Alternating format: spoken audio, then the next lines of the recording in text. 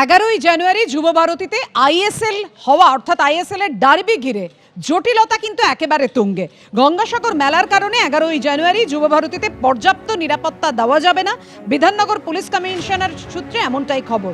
কথা বলবো, আমাদের সঙ্গে রয়েছেন আমাদের প্রতিনিধি সৌমিত্র রায়। সৌমিত্র, কি কারণে জটিলতা? আয়োজকদের তরফ থেকে কিছু জানা গিয়েছে, তারা কি বলছেন? দেখো বাপিয়া, আইএসএল এর দ্বিতীয় লেগের ডার্বি, প্রথম লেগের ডার্বির ক্ষেত্রেও এরকমই একটা জটিলতা সমস্যা তৈরি হয়েছিল। তখন সেই ডার্বিটা ছিল মার্চ মাসে। সেই সময় শাসক দলের ব্রিগেড ছিল, সেই শাসক দলের ব্রিগেডের কারণে প্রথম লেগের ডার্বির ক্ষেত্রে জটিলতা তৈরি হয়েছিল। তখন আমরা দেখেছিলাম যে ডার্বির সময় 8 ঘন্টা পিছিয়ে দেওয়া হয়েছিল। 8 ঘন্টা সময় পিছিয়ে দিয়ে সে ডার্বিটা করা হয়েছিল মার্চ মাসে। এবার দ্বিতীয় লেগের ডার্বি 11ই জানুয়ারি রয়েছে। তুমি জানো যে 12ই জানুয়ারি গঙ্গাসাগর মেলা রয়েছে। সে কারণে বিধাননগর পুলিশ কমিশনারের তরফে বলা হয়েছে যে কোনো রকম পুলিশি নিরাপত্তা তারা দিতে পারবে না। এই মর্মে যেহেতু এই দ্বিতীয় লেগের ডার্বির 11ই জানুয়ারি ডার্বির আয়োজক হচ্ছে মোহনবাগান ক্লাব, সেই কারণে মোহনবাগান ক্লাবকে বিধাননগর পুলিশ কমিশনারের তরফে চিঠি দিয়ে অফিসিয়ালি জানিয়ে দেওয়া হয়েছে যে 11ই জানুয়ারি কোনোভাবেই সল্টলেক স্টেডিয়ামে ডার্বি করা সম্ভব নয়। এই মর্মে বিধাননগর পুলিশ কমিশনারের তরফে মোহনবাগানকে চিঠি দিয়ে জানিয়ে দেওয়া হয়েছে। আয়োজক মোহনবাগানের তরফে যেটা আনঅফিসিয়ালি যেটা বক্তব্য, যে আমরা বিধাননগর পুলিশ কমিশনারের পাঠানো চিঠি পেয়েছি, আমরা আইএসএল কর্তৃপক্ষকে জানিয়েছি, ফাইনাল ডিসিশন নেবে হচ্ছে আইএসএল কর্তৃপক্ষ। তবে যেটা এখন দেখার, যে 11ই জানুয়ারি যদি সল্টলেক স্টেডিয়ামে ডার্বি না হয়, সেক্ষেত্রে কি ভেন্যু বদলে রাজ্যের বাইরে চলে যাবে? জামশেদপুর বা ভুবনেশ্বরে হতে পারে ডার্বি, নাকি না 11ই জানুয়ারির পরিবর্তে অন্য কোনো দিন হবে, সেটাই এখন দেখার। সে বিষয়ে এখনো পর্যন্ত চূড়ান্ত সিদ্ধান্ত হয়নি। তবে 11ই জানুয়ারি সল্টলেক স্টেডিয়ামে যে ডার্বি এক প্রকার হচ্ছে না, বিধাননগর পুলিশ কমিশনের চিঠিতে সেটা নিশ্চিত হয়ে গেছে। জায়গা বদল না তারিখ বদল, আমাদের নজর থাকবে সেদিকে। ধন্যবাদ তোমায়।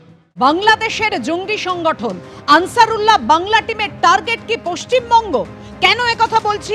কারণ মুর্শিদাবাদ সহ কয়েক জায়গায় আনসারুল্লাহ বাংলার ভাবধারা প্রচারের পরিকল্পনা করা হচ্ছিল কিনা তা নিয়ে প্রশ্ন উঠে যাচ্ছে। এমনই তথ্য সামনে আসছে। সংগঠন বাড়াতে কি বাংলায় সদস্য সংগ্রহের কাজ শুরু হয়েছিল? গোয়েন্দাদের হাতে চাঞ্চল্যকর তথ্য এসেছে। মুর্শিদাবাদে হরিহরপাড়া আব্বাস আলীর বাড়িতে রয়েছে। এই যে বাড়ি রয়েছে, এই বাড়িতে অসম পুলিশের এসটিএফ তারা কিন্তু হানা দেয়। পরবর্তীকালে আব্বাস আলীকে গ্রেফতার করে জঙ্গি সন্দেহে। এবং অসম পুলিশের এসটিএফ সূত্রে আমরা জানতে পারছি, এই বাড়িতে যখন যারা তল্লাশি করে তখন দেখতে পায় যে বাড়ির মধ্যে বেশ কিছু জিনিসপত্র রয়েছে। তার মধ্যে রয়েছে আনসারুল্লাহ বাংলা টিমের প্রধান জসিমউদ্দিন রহমানের বই রয়েছে, এবং সেই বই একেবারে লুকানো অবস্থায় রয়েছে। এবং সেখান থেকে কিন্তু যে বিষয়টা উঠে আসছে সেটা হচ্ছে যে মূলত আনসারুল্লাহ বাংলা টিমের এবং পাশাপাশি কিন্তু একিউআইএসের তাদের যে মনের যে ভাবধারা, সেই বিষয়টাকে প্রতিষ্ঠা করা, এমনকি যে যুব সম্প্রদায় রয়েছে তাদেরকে এই নিষিদ্ধ জঙ্গি সংগঠনের মধ্যে নিয়ে আসা, মগজ ধোলাই করা, সেই কাজই কিন্তু করত আব্বাস আলী। এবং আব্বাস ছাড়াও যে মিনারুল, এবং এই যে বাড়িটার ছবিটা দেখাবো, এই যে বাড়ি রয়েছে, যেটা গোয়েন্দা সূত্রে খবর, আব্বাস ও মিনারুল তারা বিভিন্ন জায়গায়, বাড়ি ছাড়াও বিভিন্ন জায়গায় তারা কিন্তু একের পর এক বৈঠক করেছে। এবং সেই বৈঠকে আরও দুজন যারা গ্রেপ্তার হয়েছে, নূর ইসলাম মণ্ডল এবং মুজিবুর রহমান, যারা আসামের বাসিন্দা, তারাও কিন্তু এখানে আসে, পশ্চিমবঙ্গে এসে তারা বৈঠক করে। এবং সেই বৈঠক থেকে মূলত তাদের যেটা উদ্দেশ্য ছিল, পশ্চিমবঙ্গে স্লিপার সেল তৈরি করা। এবং সেই স্লিপার সেল তৈরি করে তারা কিন্তু যে নিষিদ্ধ জঙ্গি সংগঠন তাদের যে কাজ, সেই কাজ করা। এবং পরবর্তী তাদের কি প্ল্যান ছিল সেটা অবশ্যই তদন্তকারী জানছেন। তাদের গ্রেপ্তার করার পর জিজ্ঞাসাবাদ করতে হবে। তাই বাড়ির মধ্যে থেকে একেবারে আনসারুল্লাহ বাংলা টিমের প্রধানের বই উদ্ধার হচ্ছে, এবং বিভিন্ন রকম যে তথ্য প্রমাণ পাচ্ছে, সেক্ষেত্রে গোয়েন্দারা মনে করছেন সেটা যে পশ্চিমবঙ্গে যে স্লিপার সেল তৈরি করাই ছিল এদের মূল উদ্দেশ্য। ক্যামেরা সন্দীপ পালের সঙ্গে পার্থপ্রতিম ঘোষ, এবিপি আনন্দ, মুর্শিদাবাদ। অর্থাৎ বুঝতেই পারছেন, ধৃত জঙ্গির বাড়ি থেকে অর্থাৎ আব্বাস আলীর বাড়ি থেকে রহমানি হচ্ছে এই আনসারুল্লাহ বাংলা টিমের প্রধান, তার লেখা বই উদ্ধার হয়েছে। এবং এই যে মাদ্রাসা চালাতো সেটা অনুমোদনহীন, এবং সেই কারণেই কি এই মাদ্রাসার আড়ালে মগজ ধোলাই করা হতো? দেখুন আমাদের প্রতিনিধি পার্থপ্রতিম ঘোষের প্রতিবেদন।